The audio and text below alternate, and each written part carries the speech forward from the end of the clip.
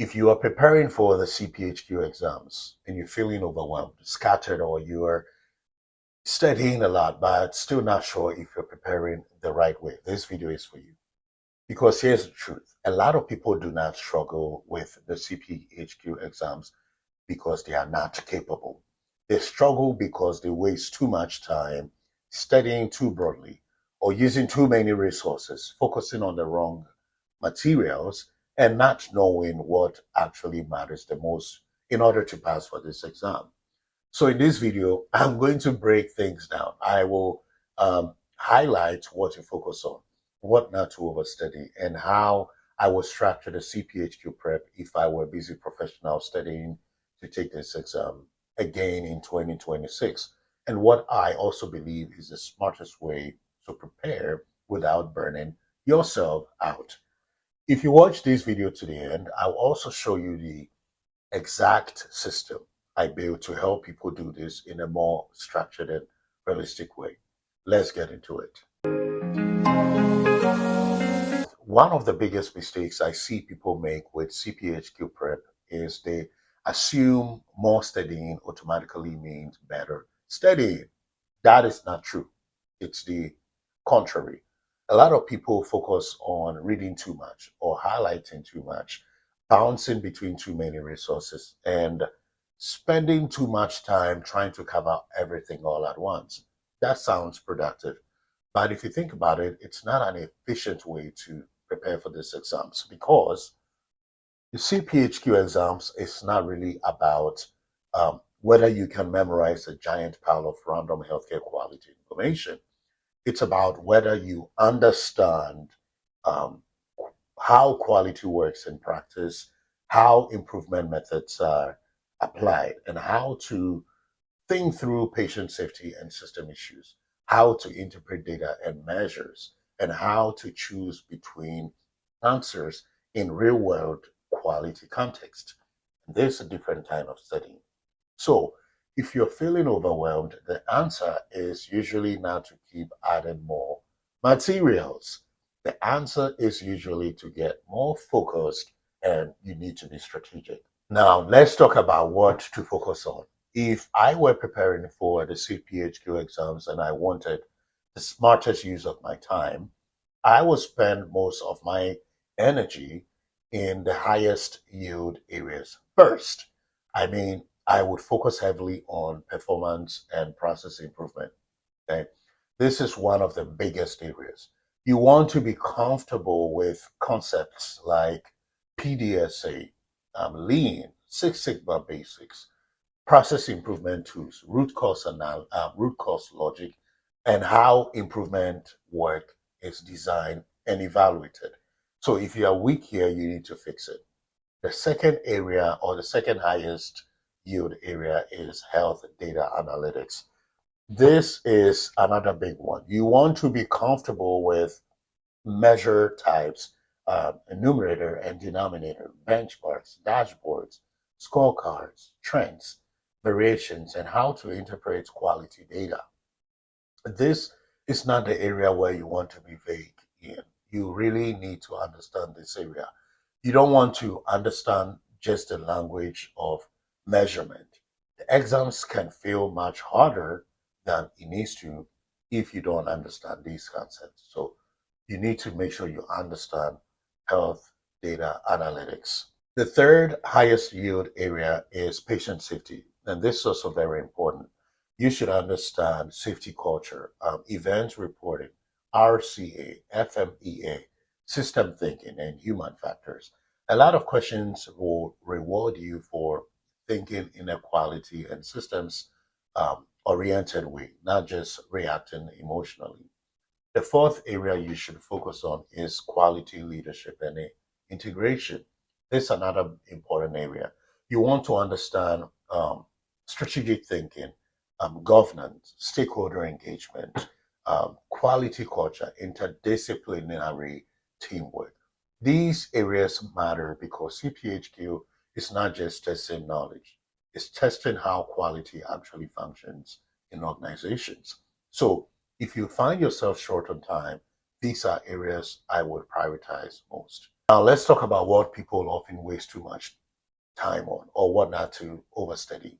And this part matters a lot because some people don't fail the CPHQ exam because they study too little. They fail because they studied inefficiently. Here is what I would not do. I will not try to um, memorize every single detail equally. I will not spend hours obsessing on low yield or obscure concepts before I'm solid on the high yield areas. I would also not keep collecting new resources every week because that creates the illusion of progress without actually building mastery. I would not spend all my time reading without doing enough applied practice because CPHQ exams is not just a read and recall exam, as you heard me say in multiple times. It will reward you for applied understanding, pattern recognition, and judgment.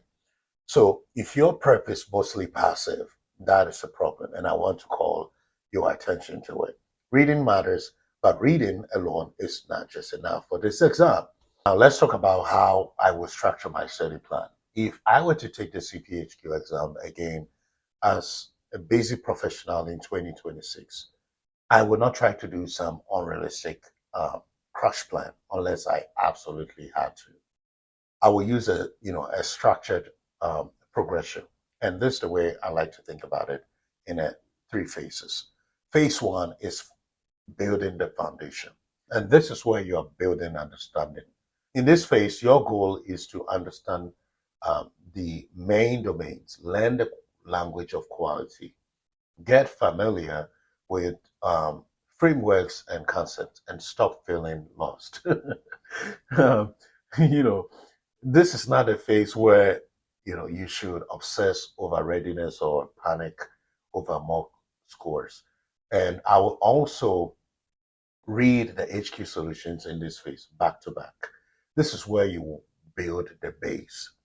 Phase two is application. In this phase, this is where you want to start using what you've learned in your study guide or in the HQ solutions. You want to start using it. In this phase, you start doing more targeted practice questions, more domain-based review, and also take your first mock exams. This is where the weak areas will become visible, right? And that is a good thing because once you know your weak areas, you know you can study smarter. The third area is mastery. This is where your prep becomes sharper. Now you are focusing on the weak areas cleanup, mock exam interpretation, test taking strategy, and also doing a final review. In your final review, I'll also, if possible, and if you have time, read the AQ Solutions textbook back to back one more time. At this point, you should not be trying to learn everything from scratch.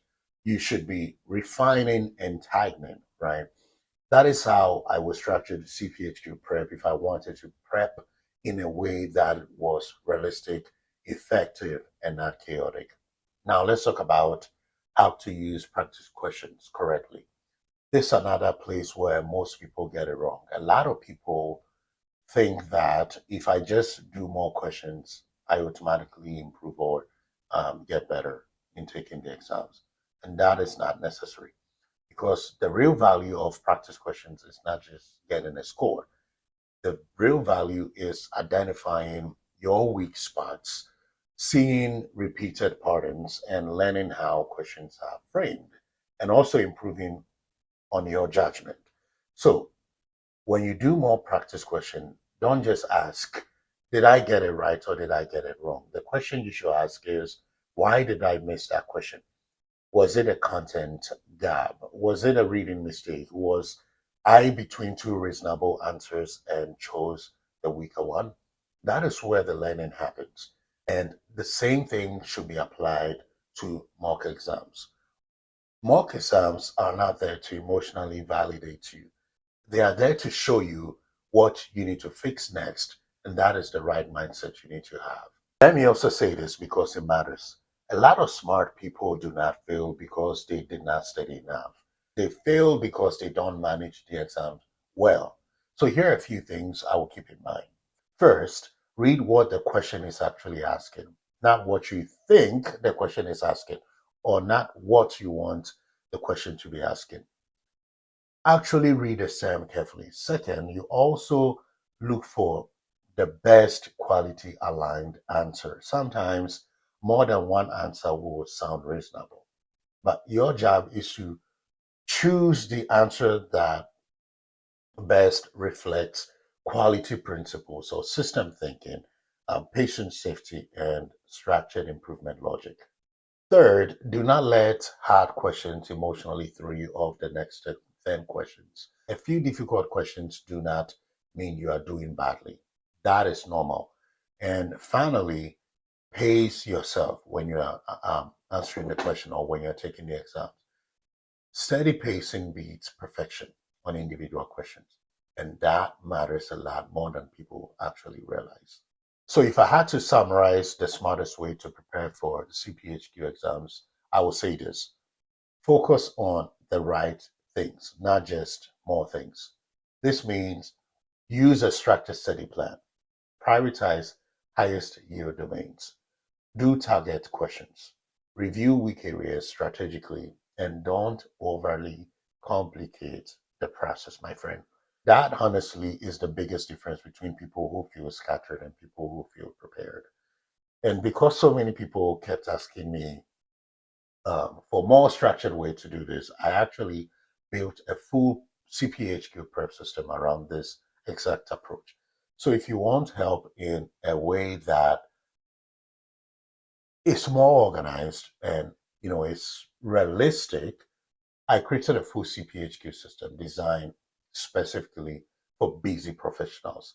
And this system includes things like um, a structured 90-day study tracker, um, daily study guidance, readiness tracking, mock exams, questions, and tracking, high yield review tools, um, flashcards, test taking strategy support, and targeted study resource built around what actually matters. So instead of piecing everything together yourself, you can follow a more guided system. And if that sounds helpful, I will put a link in the description. If this video helped you, let me know in the comment section what parts of the CPHQ prep feels hardest for you right now. And if you want, I can also make videos on breaking down what domains matters most and how to study smarter. If this video was helpful, follow me for more, like this video, and I'll see you in the next one.